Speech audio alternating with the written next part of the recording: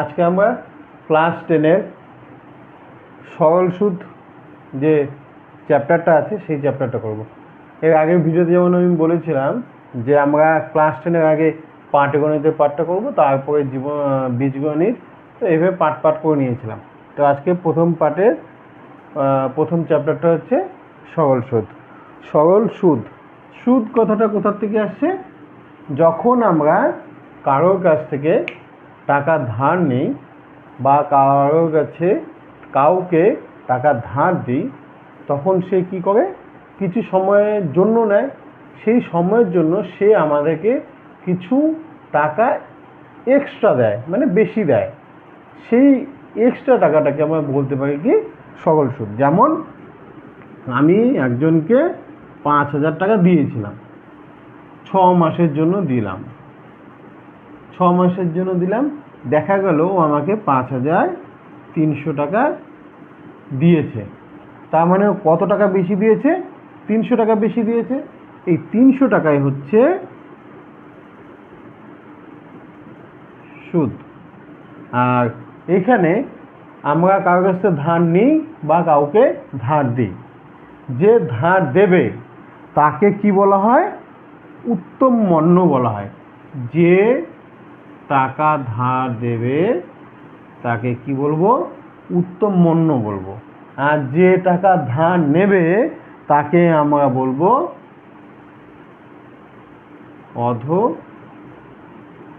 অধমন্য।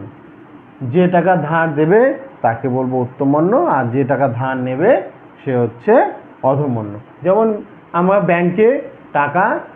ব্যাংকের থেকে ঘর বাড়ি করার জন্য কি করি, অনেক সময় ব্যাংকের থেকে আমরা টাকা ধার নিয়ে থাকি। তার মানে কি, ব্যাংক আমাদের টাকা ধার দিল, তাহলে ব্যাংক হচ্ছে আমাদের কি উত্তমমন্য। আর আমি যেহেতু টাকাটা ব্যাংকের কাছ থেকে ধার নিয়েছিলাম, তার মানে আমি হচ্ছি অধমন্য। এইভাবে জিনিসটা মনে রাখতে হবে, উত্তমমন্য কি, অধমন্য কি। এখান থেকে শর্ট কোশ্চেন বলতে পারে, সত্য মিথ্যা দিতে পারে বা শূন্যস্থান দিতে পারে।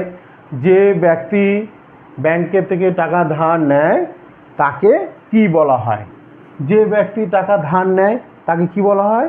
অধমন্য বলা হয়। তার মানে ওখানে কি হবে? অধমন্য হবে। বা এমনভাবে দিল যে আমি ব্যাংকের থেকে 5,000 টাকা ধার নিয়েছি, আমি হলাম অধমন্য। তাহলে কি এটা ঠিক হলো না ভুল হলো? এই যে কোশ্চেনটা, এইভাবে এই দুটো জিনিস দিয়ে কোশ্চেন হতে পারে। তো এই দুটো গেল শর্ট কোশ্চেনের মধ্যে।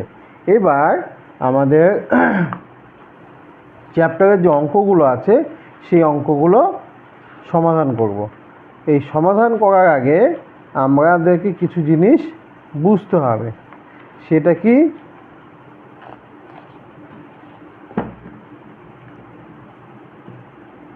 সেটা হচ্ছে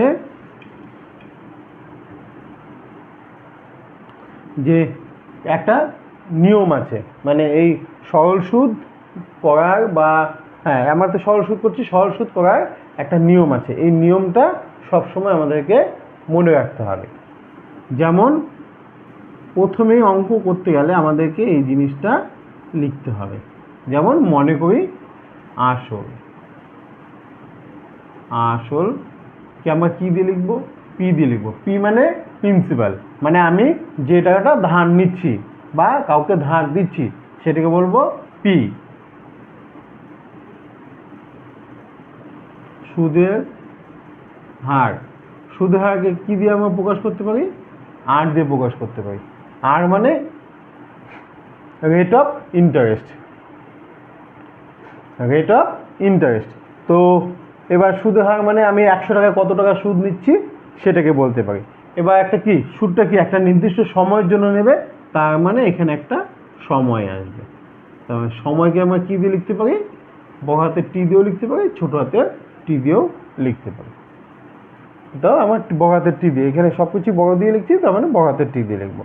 তো আসল মানে পি, সুদের হার মানে আর সময় মানে টি। এই জিনিসটা মনে রাখতে হবে। এরপরে এবার আমি তাকে 5,000 টাকা ধার দিয়েছিলাম 10% সরল সুদে 1 বছরের জন্য। তাহলে তুমি কত টাকা ইন্টারেস্ট পাবে সেটা বের করতে গেলে তোমাকে একটা ফর্মুলা ফেলতে হবে। সেই ফর্মুলাটা কি সেটা আমরা এখন দেখব।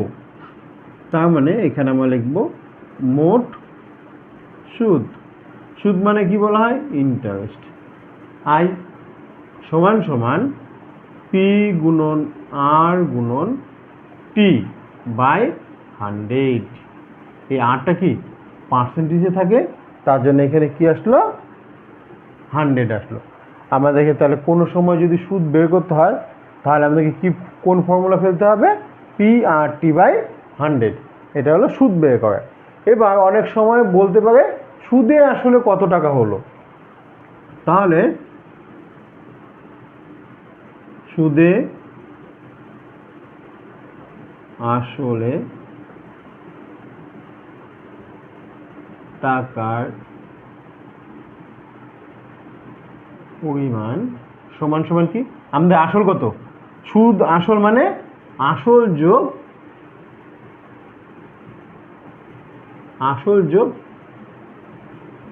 সুদ। তার মানে আসল কত আমাদের? পি, আর সুদ মানে কত? আই। এই দুটো মানে পি প্লাস আই করলে আমরা সুদ আসলে টাকার পরিমাণ কত সেটা আমরা পেয়ে যাব।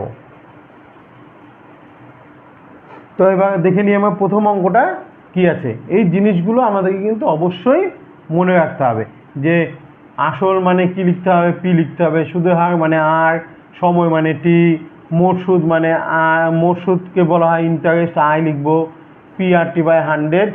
এই ফর্মুলাটা মনে রাখতে হবে। সুদে আসলে টাকার পরিমাণ তার মানে কি? আসল যোগ সুদ, এটা মনে রাখতে হবে।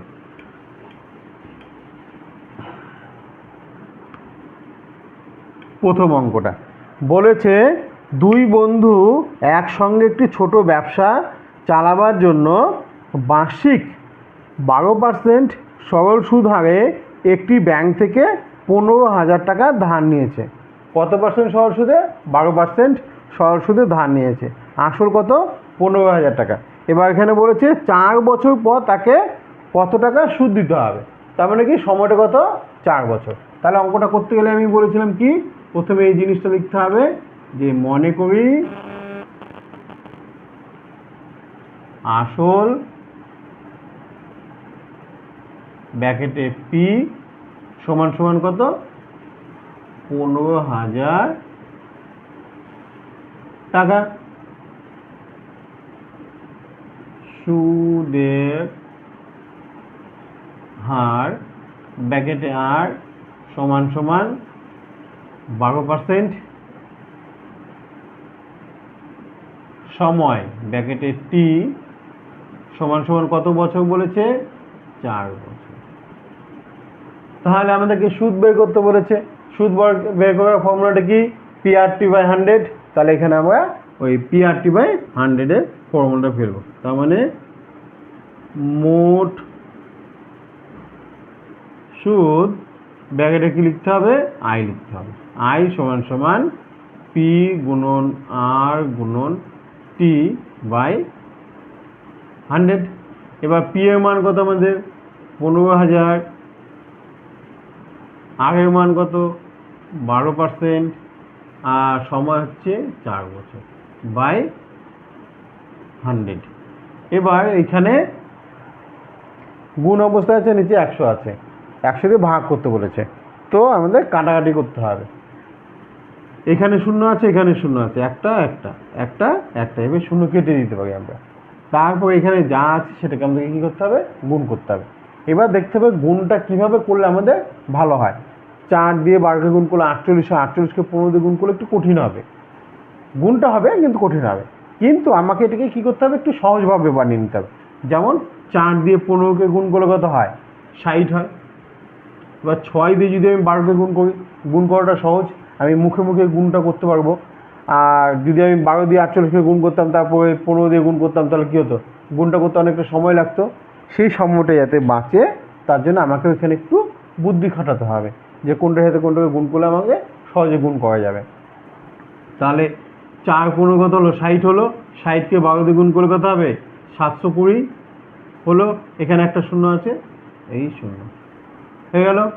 তার মানে আমাকে কত টাকা ইন্টারেস্ট দিতে হবে? 7,200 টাকা ইন্টারেস্ট দিতে হবে, এত টাকা, তাই তো?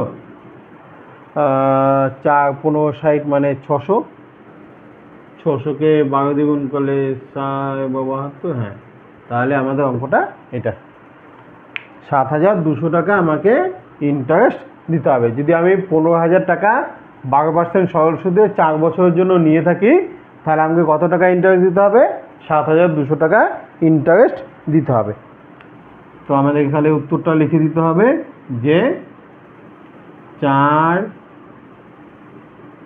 বছর পর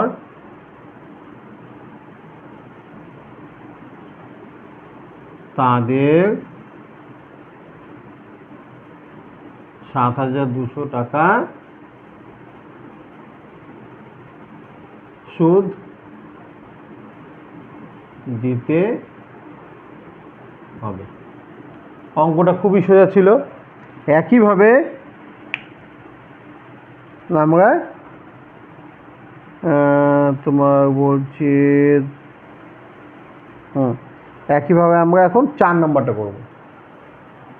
1 নম্বরটার মতোই আমি এইখানে আমি আবার 4 নম্বরটা ধরছি কেন, যে একের মতো অঙ্কটা করালেই তোমাদের কি বুঝতে সুবিধা হবে, তার জন্য আমি 1 থেকে একদম 4 নম্বরে যাচ্ছি।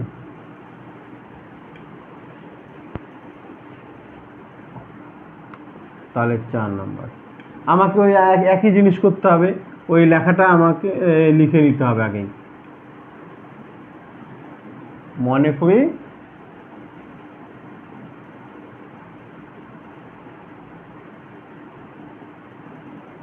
আসল ব্র্যাকেটে পি, সুদের হার ব্র্যাকেটে আর, সময় ব্র্যাকেটে টি। হলো। তো 4 নম্বর অঙ্কটা কি বলেছে? উৎপলবাবু তার জমি চাষের জন্য সমবায় ব্যাংক থেকে বার্ষিক 6% সরল সুদে হারে টাকা নিয়েছে। কত পার্সেন্ট বলে দিল? 6%। কত টাকা ধার নিয়েছে? 3200 টাকা ধার নিয়েছে। 3,200 টাকা ধার নিয়েছে। এবার বলছে টাকা 2 বছরের জন্য ধার নিয়েছে, তার মানে সময় পেয়ে গেলাম 2 বছর। তো অঙ্কটা পড়তে পড়তে আমার অঙ্কটা হয়ে গেল। এবার বলেছে 2 বছর পর সুদে আসলে তাকে কত টাকা দিতে হবে। তার মানে আমাকে কি করতে হবে? সুদটা বের করতে হবে, তারপর সুদের সাথে আসল যদি যোগ করে দিই, তাহলে সুদে আসলে কত হচ্ছে সেটা পেয়ে যাব। তাহলে মোট সুদ আই সমান সমান তোমার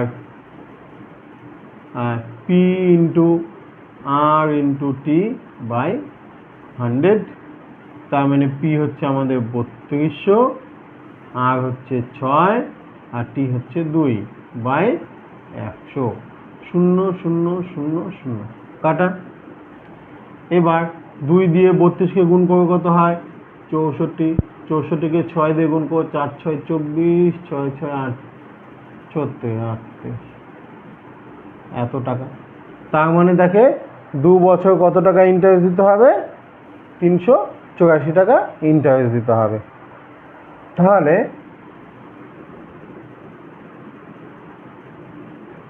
সুদে আসলে তাকে টাকা শোধ করতে হবে সমান সমান 3,200 যোগ 384 টাকা। তার মানে কত হচ্ছে? 3,584 টাকা। এই চ্যাপ্টার অঙ্কগুলো তেমন কিছু কঠিন নয়, খুব সহজ আছে। তো 4 নম্বর অঙ্কটাও তেমন কিছু নেই। এরপরে আমরা একটু মাথা খাটানোর মতো অঙ্ক করব, যেমন হচ্ছে 2 নম্বর অঙ্কটা। 2 নম্বর 3 নম্বর এগুলো একটু মাথা খাটাতে হবে, কিন্তু এর থেকে একটু একটু কঠিন, তেমন কিছু নয়। এই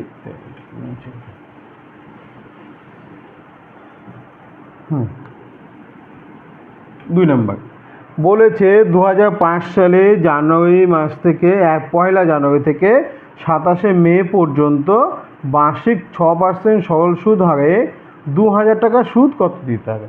সোজা, কিন্তু এখানে যেহেতু তোমার সময় কিছু লাগে, বছরে ছিল, এখানে কি সময় কি আছে, মাসে আছে।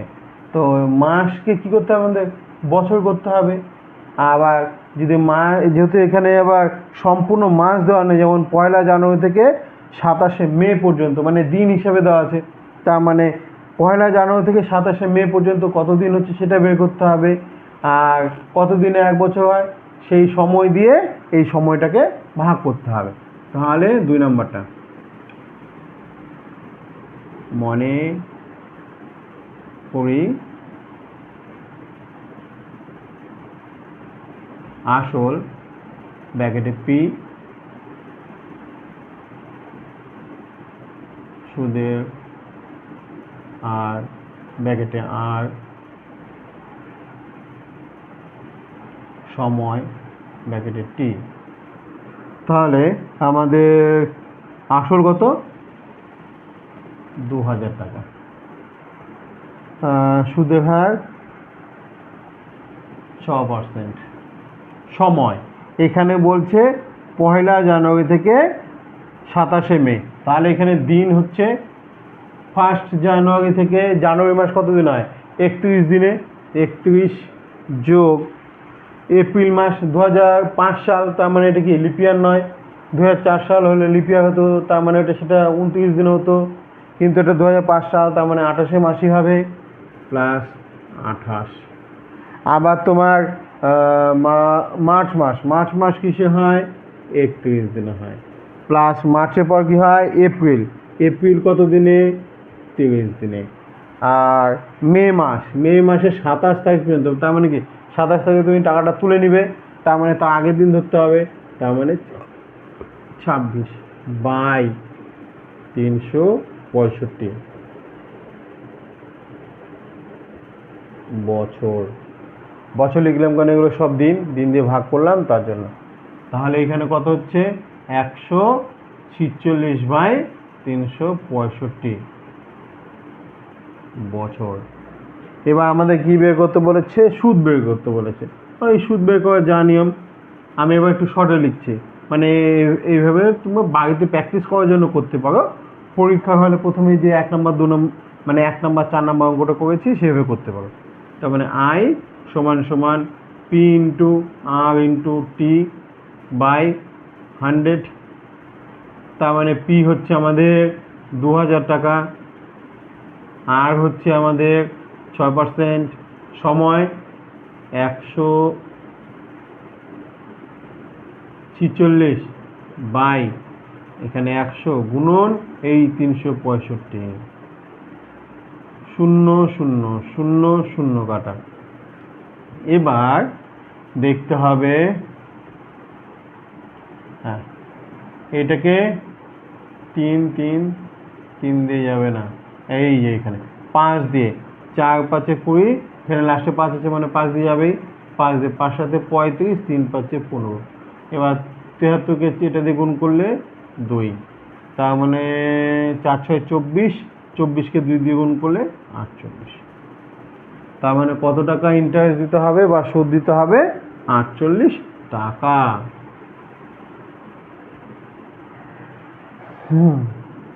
অতএব 2000 টাকার সুদ হলো 48 টাকা। হয়ে গেল 2 নম্বর অঙ্কটা। এখানে কি, ওখানে সময় একদম 2 বছর উল্লেখ করা ছিল, আমাদের কোনো কিছু ভাঙতে হয়নি, কিন্তু এখানে দিন হিসেবে বলে দেওয়া ছিল, দেখে আমাদের এইভাবে ভেঙে করতে হবে। দিনকে কি করতে হবে, সময় বছর বানাতে গেলে কত দিয়ে ভাগ করতে হয়, 365 দিয়ে, মানে 365 দিনে যেহেতু 1 বছর, তার জন্য 365 দিয়ে এখানে ভাগ করলাম আমরা। এটা হয়ে গেল। এরপরে আমরা 3 নম্বর অঙ্কটা করব। এদিকে আমার প্রয়োজন নেই, এইটা আমাদের প্রয়োজন। এইটা প্রতিটা অঙ্কের ক্ষেত্রে সেম থাকবে। 3 নম্বর অঙ্ক কি বলেছে, বার্ষিক 8.1/3% সরল সুদ। তার মানে সরল সুদের পরিমাণ কত বলেছে, 8.1/3%। সরল সুদে 960 টাকার সুদে 960 টাকার 960 মানে এটা আসল, 1 বছর 3 মাস, 1 বছর 3 মাস, 3 মাস কি বলেছে, কত টাকা, ও স্ববৃদ্ধিমূল। স্ববৃদ্ধিমূল মানে সুদ যোগ আসল, স্ববৃদ্ধিমূল মানে সুদ যোগ আসল, এটা মনে রাখবে। তো এটাকে ভাঙলে কত হবে, 3 8 24, 24 আগে 25, 25/3%। আর এটাকে বছরটাকে কী করতে হবে, মাস বানিয়ে নিতে হবে। মাস হচ্ছে 15 আর এদিকে 12, তার মানে বছর হয়ে গেল এটা। এরপর আমাদের সুদ, তার মানে মোট সুদ সমান সমান মোট সুদ আই সমান সমান P × R × T/100। তার মানে P আমাদের 960 টাকা, তারপর হচ্ছে আমাদের 25 × 15 বাই, যেহেতু এগুলো নিচে আছে আমি একবারই নিচে লিখে দিচ্ছি, 3 × 12, এটা 0 0 কাটা, 3 দিয়ে 15কে কাটো 5, 5 দিয়ে 10কে কাটো 2, 2 দিয়ে এটাকে কাটো 48, 12 দিয়ে 48কে কাটো 4, তাহলে থাকছে কত, 4 25 100। তার মানে 960 টাকা, ইন্টারেস্ট হচ্ছে 100 টাকা। তার মানে তাকে স্ববৃদ্ধিমূল কত দিতে হবে, অতএব স্ববৃদ্ধিমূল সমান সমান P যোগ I টাকা। তার মানে P আমাদের কত, 960 টাকা প্লাস 100 টাকা, তার মানে হলো 1060 টাকা। 3 নম্বর অঙ্কটাও হয়ে গেল।